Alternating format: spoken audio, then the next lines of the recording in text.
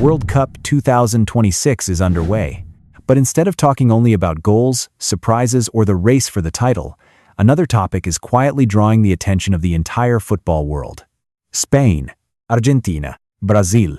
Three of the leading contenders for the championship have all spoken out about the same issue. And what is notable is that this concern has nothing to do with opponents on the pitch. It has nothing to do with tactics. Nor does it have anything to do with controversial refereeing decisions. Instead, the concerns are directed at the World Cup 2026 itself. A packed match schedule, harsh weather conditions, long journeys across many cities and many countries. Are these simply the normal difficulties of an expanded World Cup? Or are three giants of world football seeing a more serious problem, one that could directly affect the race to lift the Golden Trophy next month? To understand why these concerns are growing louder, we need to look at the unprecedented changes at the World Cup 2026. This is the first World Cup in history to feature 48 national teams. The tournament is being held across the territory of three countries, the United States, Canada, and Mexico, with dozens of host cities spread across thousands of kilometers. For fans, this brings a football festival bigger than ever before. More nations have the chance to take part. More matches, more compelling stories. But for the teams competing for the championship, the picture is not that simple. A team that wants to reach the final now has to go through more matches than in previous World Cups. That means more minutes on the pitch, more pressure, and less time to recover. Not only that, the teams also have to constantly travel between cities with completely different climate conditions. One day they may play in harsh, hot, and humid conditions, then just a few days later, they have to adapt to a new environment in another location. Even before the tournament kicked off, many experts had warned that the weather and the packed schedule could become one of the biggest factors affecting the technical quality of the tournament. And as the World Cup enters its opening weeks, those warnings seem to be starting to become reality. Discussions about fitness, fatigue, and players' ability to recover are appearing more and more often, especially from the teams expected to go deepest in the tournament. What makes this story so notable is that it is not just one national team speaking out. Spain is talking about this issue. Argentina is also talking about this issue. Brazil is as well. Three national teams with different circumstances, yet all pointing to the same shared concern. That concern is the physical workload that the World Cup 2026 is creating. For many years, FIFA has wanted to expand football globally. That idea has received support from many people. More national teams mean more opportunities for developing football nations. But on the other side, players and coaching staff see a different problem. They believe modern football is becoming increasingly overloaded. The club season has only just ended, and players immediately have to step into the World Cup. Many stars have had to play continuously for almost a full year without any real period of rest. That is why the expanded World Cup, with more matches, is increasing concerns that had already existed before. Argentina is a clear example. Although they still have many quality stars, quite a few of their players entered the tournament showing signs of fatigue after a long season in Europe and North America. Spain are also facing a similar situation, as most of their squad have just gone through a packed schedule in La Liga and the Champions League. Meanwhile, Brazil have suffered squad losses after several players picked up injuries before the tournament began. Of course, no one is claiming that all of these problems are caused by the World Cup. But for many people in football, these are signs that players are being pushed close to their limits. And that is exactly where the conflict appears. One side wants the World Cup to become bigger and bigger. The other side worries that this expansion could affect the technical quality of the game. FIFA believes the tournament is still operating according to plan. Meanwhile, more and more voices from players, coaches, and player representative organizations are saying that the schedule of modern football needs to be reviewed. When the strongest national teams in the world begin expressing the same concern, this debate is no longer just a side story. It is gradually becoming one of the most notable topics of the World Cup 2026. What makes these concerns more credible is that they are not coming from just one national team or a single individual.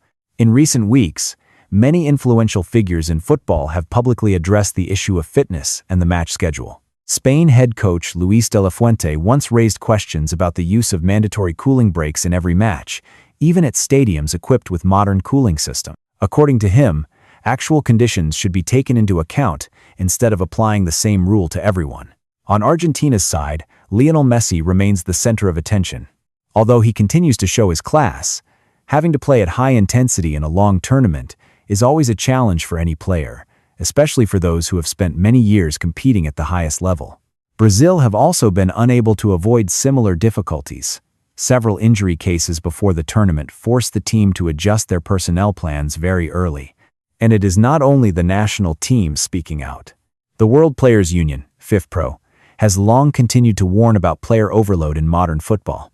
According to the organization, the increasingly packed match schedule is reducing recovery time and increasing the risk of injury. When coaches, top players, and organizations representing players all issue similar warnings, this is no longer just a personal opinion. It is becoming a real debate at the World Cup 2026. At first glance, many people may think the current controversy is simply about temperature and weather. But in reality, that is only the tip of the iceberg. What worries the top national teams most is not one match played in the heat. It is the accumulation of a series of factors happening one after another throughout the tournament. Try looking at it from a player's perspective. You have just gone through a club season lasting nearly 10 months. You have had to play dozens of matches in the domestic league, domestic cups, and continental competitions. Then, instead of getting complete rest, you immediately join up with the national team to take part in the World Cup. And once the World Cup begins, the pressure continues to rise. The matches are played at extremely high intensity. Every mistake can send a national team home. Every match consumes a huge amount of physical energy, not to mention long flights between host cities, constant changes in climate, recovery training sessions, tactical meetings, and enormous psychological pressure from the media as well as the fans. Each individual factor may not be too serious on its own, but when they all appear within a short period of time, their impact begins to become clear. A player may lose a little bit of speed. A midfielder may react one beat slower. A defender may lose concentration for a few seconds. At World Cup level, sometimes just one moment like that is enough to change the result of an entire match. That is why many experts believe fatigue could become a decisive factor in the final stage of the tournament. It may not be the team with the most stars that wins. It may not be the team that plays the most beautiful football that wins.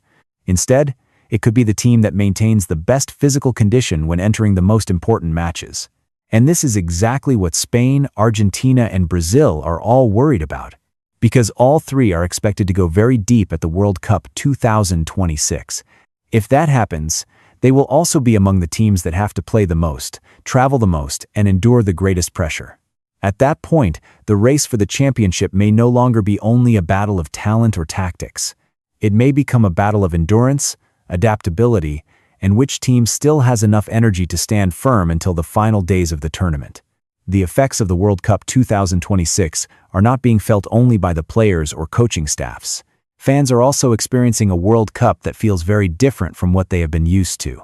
For the first time in history, the tournament is being staged on a scale spread across 3 countries. That gives spectators more options, but at the same time, it also creates plenty of difficulties. Many supporters have to travel very long distances to follow their national team. The costs of transportation, accommodation, and daily expenses have risen significantly.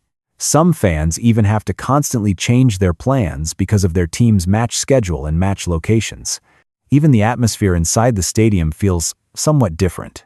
Cooling breaks during matches, although designed to protect players' health, sometimes interrupt the emotional rhythm of the game. When the stands are roaring and the match is starting to heat up, that interruption makes many people feel that football has lost part of its natural flow. Of course, not everyone sees this as a problem. Some believe this is simply the price to pay for a bigger and more modern World Cup. But for others, these changes are raising an important question. Is the World Cup 2026 truly delivering a better experience, or is it simply becoming bigger? If you are a football fan, I am curious to know your opinion. In your view, is the World Cup 2026 becoming more exciting because of its expanded scale, or are these changes making the tournament lose part of its original identity? If you think the national teams are facing real challenges at this year's World Cup, leave the number 1 in the comments. But if you do not feel that way, hit the subscribe button. I am really looking forward to hearing your responses. Now, let us return to the story. At this point, it is still too early to say how much these concerns will affect the tournament. A positive scenario is entirely possible. The national teams adapt quickly to the playing conditions. The coaching staffs rotate their squads wisely. The players maintain good physical condition.